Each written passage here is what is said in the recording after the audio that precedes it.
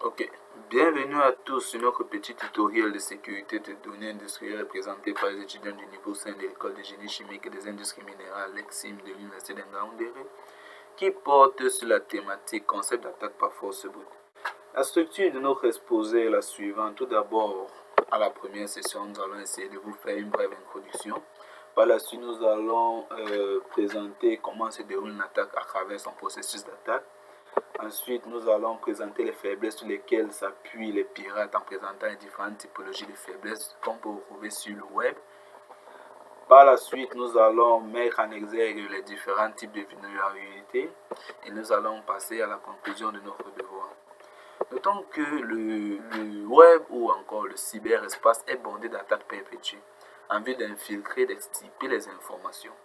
Une fois que les cybercriminels, les pirates, ont identifié des machines vulnérables sur Internet à travers des processus qu'ils maîtrisent tant, ils vont procéder à l'action de nuire à la victime directement. Ils peuvent aussi procéder à des tentatives de pénétration directe ou indirecte que nous allons vous présenter plus tard. Ok. Notons aussi que lorsqu'on parle de processus d'attaque, il faut comprendre la notion d'attaque. Une attaque ou une cyberattaque a un objectif spécifique. Cet objectif peut être de voler les données secrètes d'une entreprise et aller revendre à des personnes non autorisées. Une attaque est un long processus de plusieurs étapes savamment orchestrées par les pirates. Comme dans une armée, l'attaque débute par une reconnaissance ou un espionnage de la cible. Cette étape consiste à collecter assez d'informations et de repérer les faiblesses de la cible. Ces informations peuvent être son adresse IP, les services sensibles qui tournent, les ports ouverts, les habitudes de visiter certains sites web, les informations personnelles via les réseaux sociaux que nous partageons. Après avoir découvert la vulnérabilité, l'attaquant, c'est-à-dire le pirate, procède à l'armement. Dans cette phase, l'armement, il va chercher à utiliser des technologies pour créer des codes malicieux capables d'exploiter ces faiblesses. Et ces faiblesses peuvent être un ordinateur mal configuré ou un ordinateur mal configuré qui n'est pas à jour. Une fois que son arme est prête, il va chercher un moyen d'injecter le code malicieux sur la victime via certains liens, les adblocks, les consoles. Cette action peut se faire par email à partir d'un site web ou d'une clé USB ou en infiltrant un code ou une application bénigne. Parlant d'une attaque par hameçonnage, un peu comme en anglais phishing, l'attaque peut viser plusieurs personnes dans une entreprise ou bien une personne en particulier. Une fois le code injecté avec succès chez la victime, la vulnérabilité sera exploitée et le système sera infiltré. Après l'infiltration du système, l'attaquant va chercher à rester aussi longtemps que nécessaire dans le système de la victime.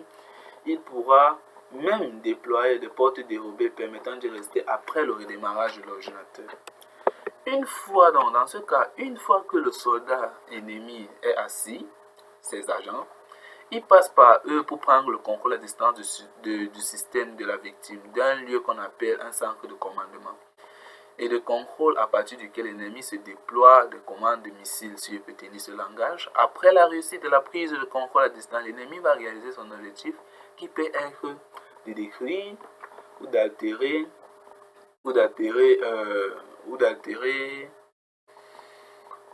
des données, rendre le système indisponible, chiffrer les données et demander une rançon ou exfiltrer les données sensibles.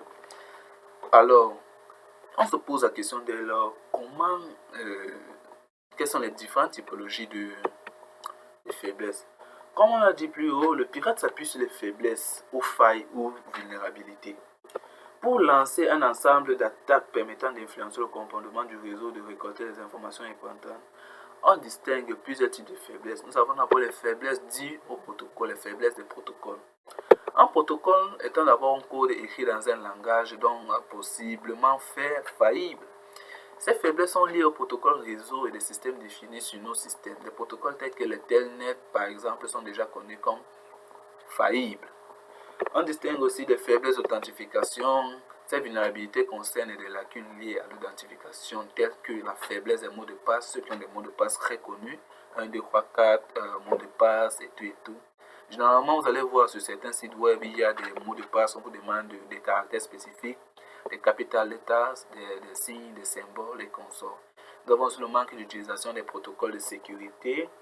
Et nous avons aussi les faiblesses d'implémentation ou des bugs. Nous avons aussi des faiblesses de configuration. Nous avons aussi quelques faiblesses humaines, car ces faiblesses concernent les traits intrinsèques aux humains qui font qu'ils soient toujours compassionnels. C'est un peu ce qui se passe de nos jours lorsqu'on vous appelle via les petites attaques que nous recevons au quotidien via les services mobile money. C'est un peu ça qu'on parle c'est un peu dans ça qu'on parle de faiblesses humaines. Ce qui fait qu'ils sont facilement manipulables. Sans toute parler, ces faiblesses, sans toute parler, nous allons essayer de parler des types de vulnérabilité. Ici, dans ce cas, vraiment, il y a une organisation internationale à but non lucratif d'évangélisation de la cybercriminalité nommée Open Web Application Security Project, qui a publié récemment une liste de 10 vulnérabilités d'infiltration dans le web. Bon, cette liste date de 2017 et je n'ai pas pu avoir une liste de 2021.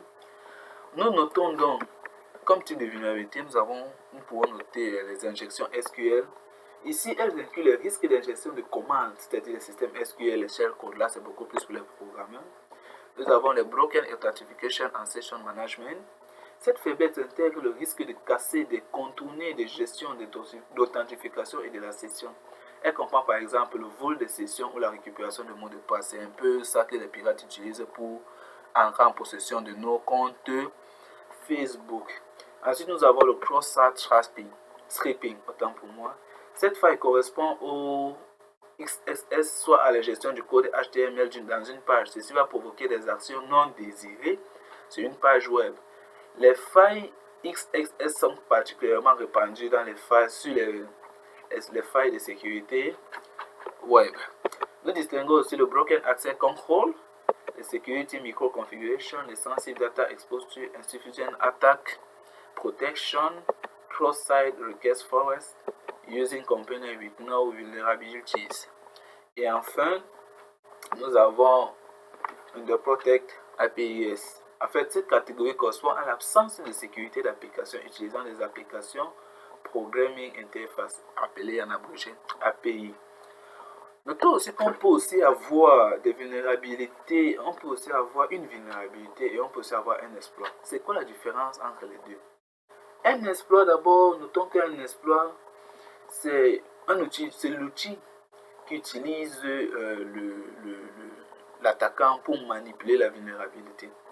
On peut donc avoir des exploits sans être d'abord une vulnérabilité. Notons aussi ça. Ok. Alors, maintenant, comment est-ce que se passe? Quels sont généralement les types d'attaques que nous pouvons avoir? Comme catégorie d'attaques, nous pouvons les regrouper en deux grands groupes. Nous avons les attaques passives et les attaques actives. Par connotation, attaques directes et attaques indirectes. Les attaques passives consistent à obtenir des informations qui sont transmises sans changer l'état de la communication. Le but de l'attaquant dans ce cas est d'obtenir le contenu des informations transmises. Les types d'attaques passives sont de deux ordres: la publication du contenu et l'analyse du trafic. Un peu, en ce qui concerne la publication du contenu, une conversation téléphonique, un message ou un fichier transféré peut contenir des informations sensibles ou confidentielles.